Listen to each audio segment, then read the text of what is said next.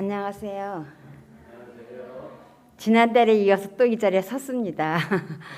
지난달에는 제가 너무 미흡해가지고 끝막음을 못했는데, 그래서 하도 걱정을 하니까 목사님께서 2월달에 마저 하시라고 그러는데, 사실 또 헌거를 또 하는 것도 그렇고, 그래서 그냥 하나 다시 준비를 했습니다. 예, 그냥 지나간 건 안 하고 새로 준비한 건 하겠습니다. 산상보원에서 8복 중에서 8번째 복 가지고 지금 준비를 했는데요. 제가 제목을 예수님처럼 의를 위해 박해받는 그리스도인이라고 내가 제목을 붙이고, 본문은 마태복음 5장 10절입니다. 의를 위하여 박해받는 자는 복이 있나니 천국은 그들의 것임이라. 아멘. 세상 모든 사물과 가치에는 수준이 있으며, 사람들은 누구나 수준 높은 것을 좋아합니다. 수준 높은 음식을 좋아하고요, 수준 높은 취미생활을 동경하면서 수준 높은 주거 환경을 환호합니다. 조금이라도 수준 높은 대학과 직장에 들어가기 위하여 온갖 노력을 기울입니다. 그래야 수준 높은 결혼을 해서 수준 높은 인생을 누린다고 생각하기 때문입니다. 이렇게 본다면 사람의 일생은 수준 높이려는 데 치열한 전쟁인 것 같아요. 그럼 믿음에도 수준이 있을까요? 네, 당연히 있습니다. 요한복음 20장 29절을 보면은 예수께서 이르시되 너는 나를 본고로 믿느냐? 보지 못하고 믿는 자가 복되도다 하시니라. 이 말씀은 부활하신 예수님께서 도마에게 하신 말씀입니다. 여기도 두 가지 믿음이 있죠. 보지 못하고 믿는 믿음과 보고 믿는 믿음입니다. 어떤 것이 수준 높은 믿음일까요? 보지 않고 믿는 믿음이 수준 높은 믿음입니다. 예수님이 보지 못하고 믿는 믿음이 칭찬하셨기 때문입니다. 믿음의 수준은 여러 가지로 정의를 내릴 수 있겠지만, 오늘 팔복의 마지막 복을 묵상하는 오늘 제가 정의를 세 가지를 다 구분해서 말씀을 드리겠습니다. 첫 번째 수준은 만약의 수준입니다. 이후. 이 만약의 수준은 가장 낮은 수준인데요. 조건에 의해서 신앙 상태가 변하기 때문입니다. 그 수준에 있는 사람은 자기가 기대하고 요구하는 조건이 맞으면 신앙을 유지합니다. 그러나 그렇기 때문에 하나님께 요구하고 기대하는 것이 많습니다. 주로 이렇게 기도합니다. 하나님, 이것을 해결해 주시면, 만약에 이거를 나한테 해결해 주시면 신앙을 유지합니다. 그래서 하나님께서는 하나님께 요구하는 것이 많죠. 약간 내가 기도를 이렇게 한다 그랬죠. 만약에 이것을 해결해 주시면 나는 열심히 교회도 나오고 열심히 정확하게 세빌조도 내고 시키는 일도 열심히 하겠습니다 라고요. 그리고 실제로 그렇게 합니다. 하지만 그 조건이 충족되지 않거나 중단되면 쉽게 실망하고 하나님을 떠납니다. 이렇게라도 신앙생활 하는 것이 안 하는 것보다 낫겠지요. 실제로 많은 사람이 이 수준에서 신앙생활을 시작합니다. 병을 낫게 해주시면, 돈을 벌게 해주시면, 기적을 보여주시면 하는 조건을 요구하고, 사람이 연약함을 아시는 하나님께서는 이런 조건을 들어주시기도 하십니다. 그렇다고 계속 이 수준에 머물러 있으면 안 되죠. 아기가 태어나면 자라야 하듯이 만약에 수준에서 예수님을 만났으면 더 자라서 다음 수준으로 넘어가야 되겠죠.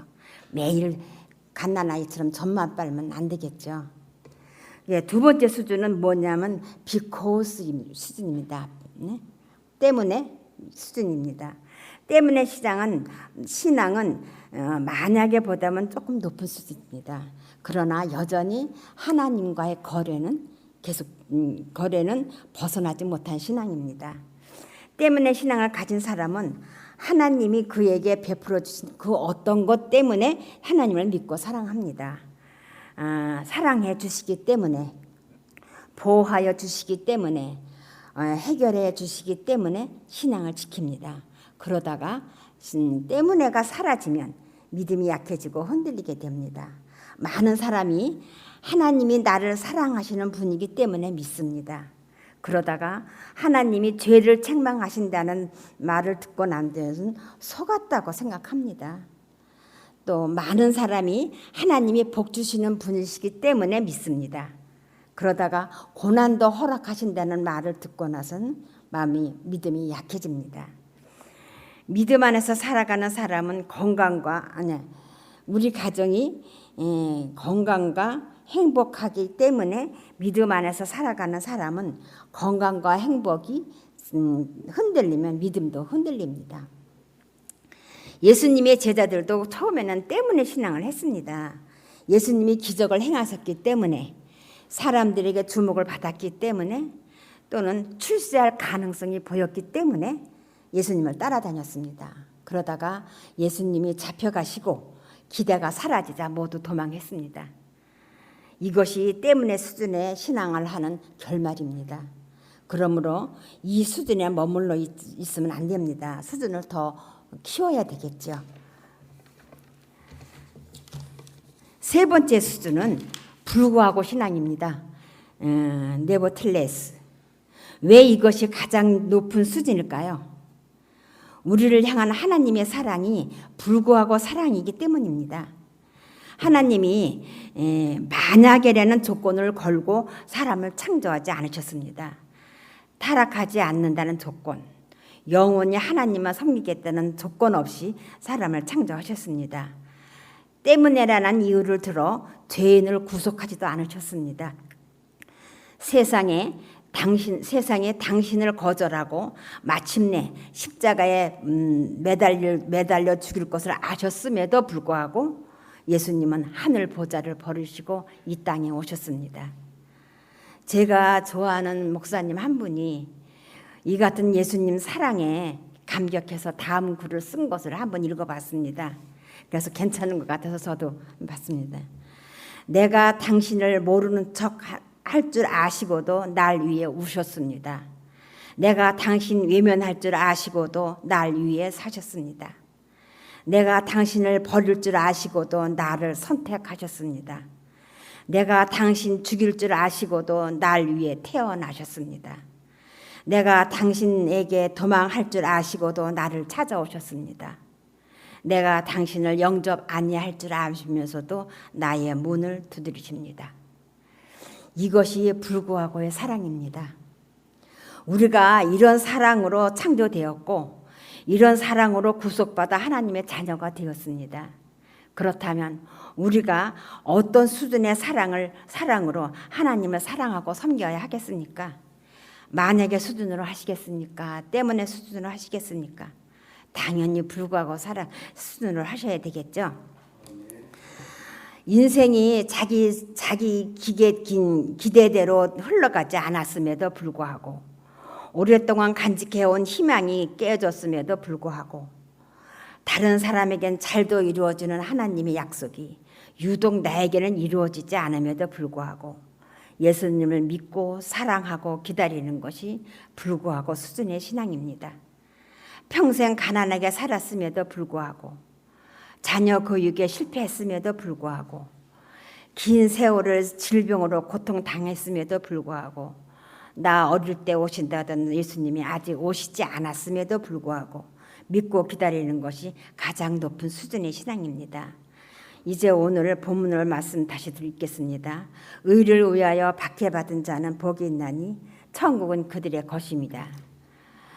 심령이 가난한 자는 복이 있나니 천국의 그들의 것이며 애통한 자, 온유한 자, 의에 줄이고 목마른 자, 긍휼히 여기는 자, 마음이 청결한 자, 화평하게 하는 자는 복이 있나니 이런 것들은 모두 우리의 최종 종착역인 천국에 들어가는 과정의 여정입니다. 팔복은 천국은 그들의 것임이요로 시작해서 천국은 그들의 것임이라로 끝납니다. 그러므로 우리는 천국이 종착역이라는 것이지요. 심령의 가난에서 시작된 팔복은 8번째 복의 절정에 달합니다. 이보다 높은 수준의 신앙은 없습니다. 우리가 도달할 수 있는, 그리고 도달해야 하는 최고의 수준의 신앙은 박해에도 불구하고 여전히 예수님을 사랑하고 신뢰하는 불구하고 신앙입니다.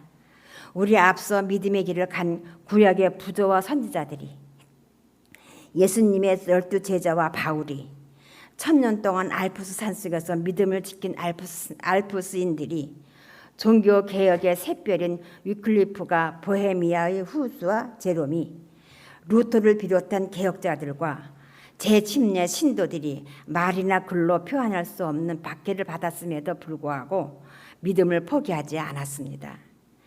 재림운동 참여한 이들도 그랬습니다.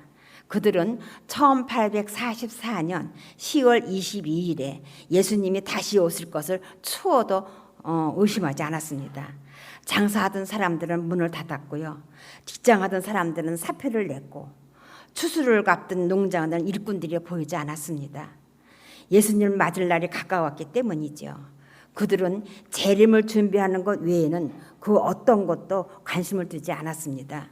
대망, 출판, 준비, 헌신, 이 네 낱말이 그들의 구호였고 삶이었습니다.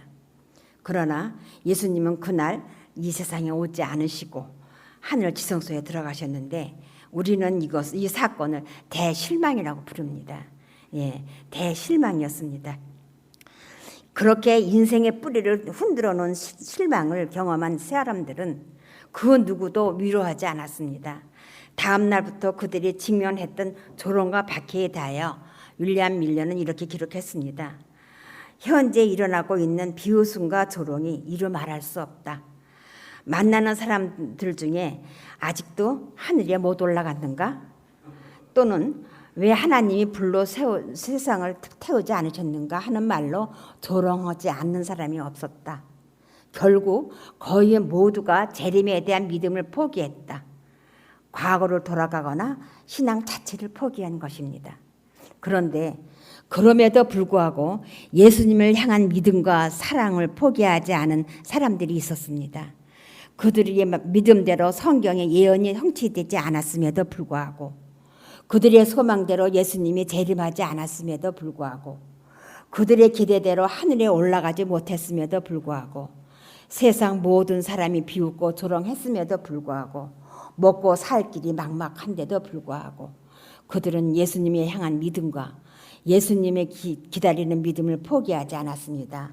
다시 말씀으로 돌아가서 더 깊고 철저하게 예언을 연구한 그들은 하나님의 계명을 지키며 예수님의 증거를 가진 남은 교회의 선두주자가 되었습니다. 재림신앙은 불구하고 신앙입니다. 재림 성도는 그 어떤 시련에도 불구하고 믿음을 지키는 사람이며, 어떤 실망에도 불구하고 다시 일어나는 사람입니다. 어떤 박해에도 불구하고 주님의 약속을 믿고 견디는 사람이며, 어떤 유혹에도 불구하고 주님을 향한 일편단심을 바꾸지 않는 사람입니다. 이름하여 재림신앙, 재림성도입니다. 이 불구하고 신앙을 하박국은 이렇게 노래했습니다. 하박국 3장 17절에서 19절의 말씀입니다. 비록 무화과 나무가 무성하지 못하며 포도나무에 열매가 없으며 감람나무에 소출이 없으며 밭에 먹을 것이 없으며 우리의 양이 없으며 외양간에 소가 없을지라도 나는 여호와로 말미암아 즐거워하며 나의 구원의 하나님으로 말미암아 기뻐하리로다.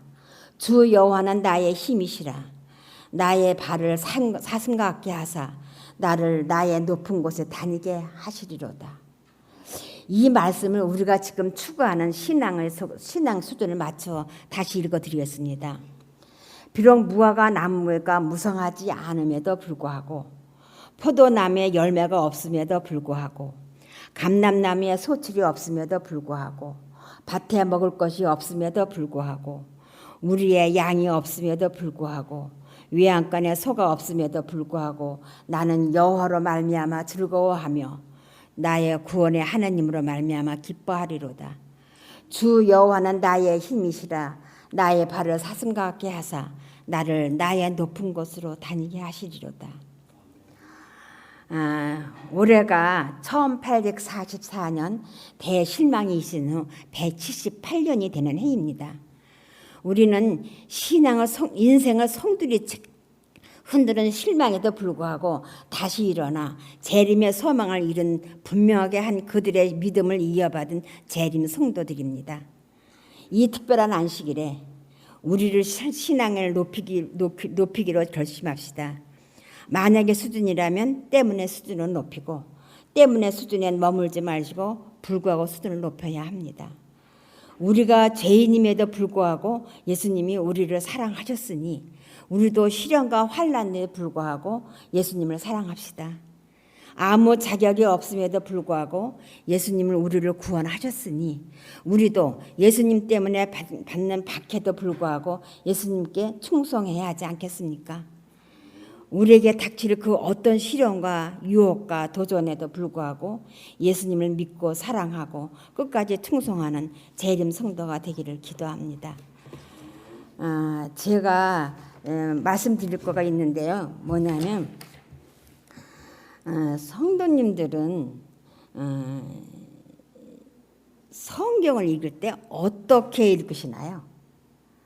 저는 까만 건 글씨고 하얀 건 종이로 읽었던 것 같습니다. 저는 믿음의 선배님들이 말씀하시기를 성경 구절을 한 문장을 보더라도 깊이 묵상하고 읽는 것이 중요하지 그냥 읽는 것은 아무 유익이 없다고 말씀하셨습니다. 그러나 저는 어떻게 하는 것이 묵상하는 것이조차도 몰랐습니다. 그래서 기도를 해봤지요. 그러나 하나님 음성은 들리지 않더라고요. 그래서 이 코로나로 말미암아 우리의 말씀의 잔치가 다 이루어지지 않았잖아요. 그러다가 인터넷이라는 그 매개체를 이용해서 여기저기 검색해서 공부가 되는 곳이라면 무조건 들어가 봤습니다. 그러다가 한 곳을 발견했어요. 그래서 거기에 가입해서 좀 듣고 있는데 말씀 묵상하는 방법을 가르쳐주는 곳이 있더라고요. 근데 거기서 우리가 성경을 읽을 때 어떤 마음으로 읽어야 하는가가 매우 중요하답니다. 성경에 의하면 빌립보서 2장 5절 너희 안에 이 마음을 품으라 곧 그리스도 예수의 마음이니 또 고린도전서 2장 16절 누가 주의 마음을 알아서 주를 가르치겠느냐 그러나 우리가 그리스도의 마음을 가졌느니라. 네, 우리는 그리스도 예수 마음으로 성경을 읽는 것이 가장 좋겠지요. 성경이 무엇인가요? 네, 성경은 말합니다. 요한복음 5장 39절 너희가 성경에서 영생을 얻는 줄 생각하고 성경을 연구하거니와 이 성경은 곧 내게 대하여 증언하는 것이라 라고 말씀하십니다.